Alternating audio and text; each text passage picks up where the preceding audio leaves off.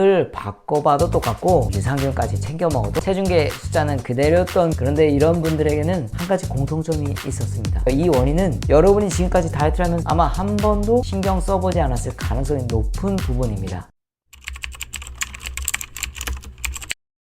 다이어트 약 100만원 가까이 써보신 분 계실 거예요. 처음 한두 달은 확실히 빠졌어요. 그런데 어느 순간부터 딱 멈춰요. 약을 바꿔봐도 똑같고 유산균까지 챙겨 먹어도 체중계 숫자는 그대로였던 경험 있으신가요? 지금 이 얘기 혹시 본인 얘기처럼 들리시나요? 저는 다이어트 전문 한의원을 운영하면서 이런 분들을 정말 많이 만납니다. 지난달에도 이 30대 여성분이 똑같은 얘기를 하셨어요. 원장님, 저 정말 이상한 거 아니에요? 왜 저만 안 빠지죠? 그런데 이런 분들에게는 한 가지 공통점이 있었습니다. 그 얘기 오늘 해드리려고 합니다. 미리 말씀드릴게요. 이 원인은 여러분이 지금까지 다이어트를 하면서 아마 한 번도 신경 써보지 않았을 가능성이 높은 부분입니다. 식단도, 운동도, 심지어 약의 성분도 아닙니다. 영상 끝까지 보시면 왜 어떤 사람에게는 다이어트 약이 잘 듣고 어떤 사람에게는 안 듣는지, 그리고 여러분이 지금 안 듣는 쪽에 속해 있는지 대략 가늠하실 수 있을 거예요. 1. 약을 바꿔도 똑같았던 이유. 다이어트 전문 한의원을 운영하면서 정말 많은 분들에게 다이어트 약을 처방해 왔습니다. 그런데 진료를 하다 보면 이런 이야기를 꽤 자주 듣습니다. 약도 꾸준히 먹었고 처음에는 살이 잘 빠졌어요. 어느 순간부터 더 이상 안 빠져요. 약을 바꿔봐도 똑같아요. 유산균도 먹고 식단도 하는데 배는 계속 더부룩하고 체중은 그대로예요. 혹시 지금 남 얘기 같지 않으신 분 있으실 거예요. 처음 이런 이야기를 들으면 저도 당연히 식사량이나 운동량부터 확인합니다. 그런데 그것만으로는 설명이 안 되는 분들이 있었어요. 여러 환자분들을 진료하다 보니 조금 다른 공통점이 보이기 시작했습니다. 이 약의 문제가 아니라 몸의 환경 자체가 달라져 있는 경우가 있다는 겁니다. 그리고 제가 주목하게 된 것이 바로 장이었습니다. 제가 직접 처방하고 환자분들의 변화를 계속 지켜보기 때문에 약만으로는 설명되지 않는 경우가 분명히 있다는 걸 현장에서 계속 확인하게 되는 거죠. 실제로 약을 복용하면서 식사량도 줄였는데 체중 변화가 유독 더딘 분들, 조금만 방심해도 체중이 쉽게 다시 올라가는 분들이 있습니다. 이런 분들의 이야기를 자세히 들여보면 의외로 반복해서 등장하는 문제가 있어요. 소화가 잘 안 된다, 배가 자주 더부룩하다, 변비와 설사를 오간다, 식사를 조금만 해도 속이 불편하다. 이런 증상만으로 장내 미생물 상태를 100% 진단할 수는 없습니다. 하지만 한번 짚고 넘어가야 할 게 있어요. 그럼 유산균만 먹으면 해결될까? 최근 체중과 대사 건강을 이야기할 때 계속 주목받는 게 바로 장내 미생물입니다. 우리 장에는 수많은 미생물이 함께 살아갑니다. 이들은 단순히 음식물을 소화시키는 데만 관여하는 게 아니라 우리가 먹는 식이섬유 등을 이용해서 여러 대사산물을 만들어냅니다. 그중 대표적인 게 단세 지방산이라고, 초산이라고 일컬어지는 아세트산, 프로피온산, 부트리산 같은 물질들이에요. 이 물질들은 장벽 기능과 면역 반응에까지 관여하는 것으로 알려져 있습니다. 여기서 자연스럽게 이런 질문이 나옵니다. 그럼 유산균 먹으면 되는 거 아닌가요? 원장님, 어떤 유산균 먹어야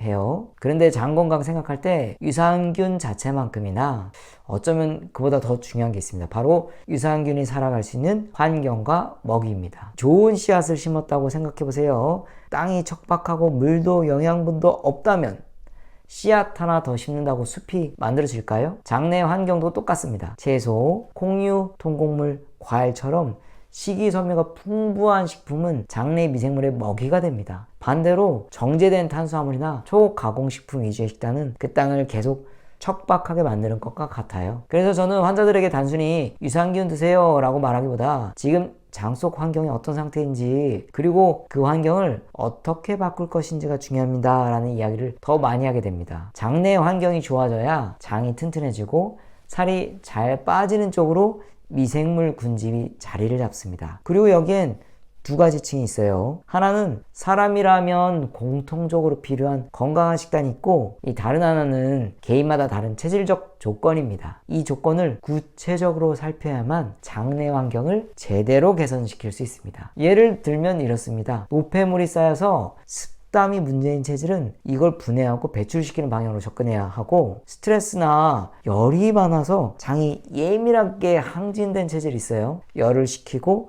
맑고 서늘한 환경을 만들어줘야 되고, 진액이 말라서 장이 건조한 체질은 촉촉하고 이 윤기 있는 진액을 보충해줘야 합니다. 같은 유산균을 먹어도 사람마다 효과가 다르게 느껴지는 이유는 장내 환경에 필요한 조건이 체질마다 조금씩 다르기 때문입니다. 3. 그런데 간헐적 단식이 여기서 왜 등장할까? 여기서 한 가지 더 흥미로운 연구 결과가 있습니다. 바로 간헐적 단식과 장내 미생물과의 관계예요. 간헐적 단식이라고 하면 대부분 그냥 굶어서 살 빼는 방법이라고 생각하실 거예요. 그런데 연구들을 살펴보면 단순히 칼로리를 줄이는 것 이상의 이야기가 나옵니다. 음식이 들어오지 않는 시간이 길어질수록 장내 환경에 긍정적인 영향을 줄 가능성이 계속 제기되고 있거든요. 대표적으로 16시간 공복 유지하고 8시간 동안만 식사하는 16대 8 방식이 있습니다. 동물 실험에서는 이 간헐적 단식을 시행했을 때 체중, 혈당 대사, 장벽 기능 등에서 긍정적인 변화가 관찰됐습니다. 일부 연구에서는 이 기억력 관련 행동 실험에서도 유의미한 변화가 나타났고요. 그리고 이 과정에서 장내 미생물 구성과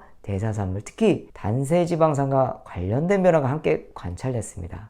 연구자들은 한 가지 더 궁금해졌습니다. 이 효과 정말 장내 미생물 때문일까? 그래서 장내 미생물을 인위적으로 크게 악화시킨 동물에서 단식 효과가 어떻게 달라지는지 살펴봤는데 실제로 그 효과가 약해지는 결과가 나왔습니다. 반대로 이 단식한 동물의 장내 미생물을 다른 동물에게 옮겼더니 단식을 직접 하지 않았는데도 일부 대사적 변화가 긍정적으로 나타났습니다. 물론 이것만으로 사람에게 100% 똑같이 적용된다고 단정할 수는 없습니다. 아직 사람을 대상으로 한 더 큰 규모의 연구가 필요한 단계예요. 하지만 방향성만큼은 분명히 시사하는 바가 있습니다. 간헐적 단식으로 장내 미생물의 구성이 변하고 장내 환경이 개선되었다는 점입니다. 4. 그래서 저는 처방할 때 이 부분을 반드시 함께 봅니다. 여기까지 들으시면 이런 생각이 드실 수 있어요. 그럼 다이어트 약 처방받을 때 이런 것까지 다 확인하고 처방받아야 하는 거 아니야? 맞습니다. 그리고 저는 실제로 진료 현장에서 그렇게 하고 있습니다.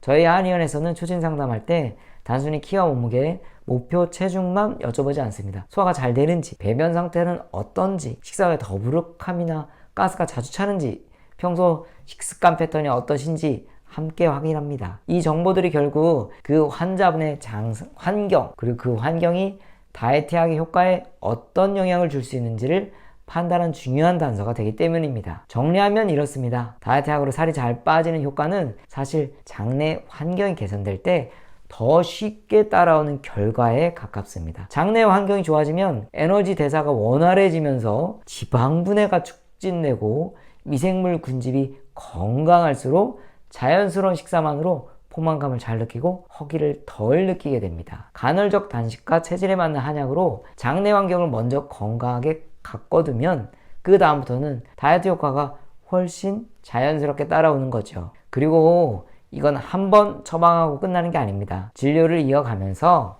체중 변화뿐 아니라 소화 상태, 배변 상태가 어떻게 달라지는지도 함께 체크하면서 처방을 조정합니다. 체중계 숫자 하나만 보고 왜 안 빠지지? 하면서 약만 계속 세게 바꾸는 것과 몸의 환경까지 함께 살펴보면서 접근하는 것, 이 두 가지는 진료실에서 지켜본 결과 시간이 지날수록 차이가 분명하게 드러납니다. 다시 처음 질문으로 돌아가 볼게요. 다이어트 약에 100만 원을 써도 왜 살이 안 빠질까요? 약이 약해서일까요? 의지가 부족해서일까요? 아니면 운동을 안 해서일까요? 물론 여러 이유가 섞여 있을 수 있습니다. 하지만 그동안 우리가 놓치고 있었던 것 중 하나, 바로 장을 포함한 몸 전체 환경일 수도 있습니다. 유산균 하나를 추가하는 것보다 중요한 건 내가 매일 장내 미생물에게 어떤 환경과 먹이를 제공하고 있는가입니다. 그리고 다이어트 약을 먹는 것보다 더 중요한 밑바탕이 있습니다. 바로 그 약이 제대로 작용할 수 있도록 내 생활과 몸의 환경을 건강하게 가꿔가는 것입니다. 혹시 여러분도 다이어트를 반복하면서 매번 비슷한 지점에서 막히고 계셨다면 이번에는 뭘 더 먹어볼까 보다 이 질문부터 한번 해보셨으면 합니다. 내 몸에 밑거름이 되는 것은 과연 무엇일까? 오늘 영상이 도움이 되셨다면 좋아요와 구독 부탁드립니다. 감사합니다.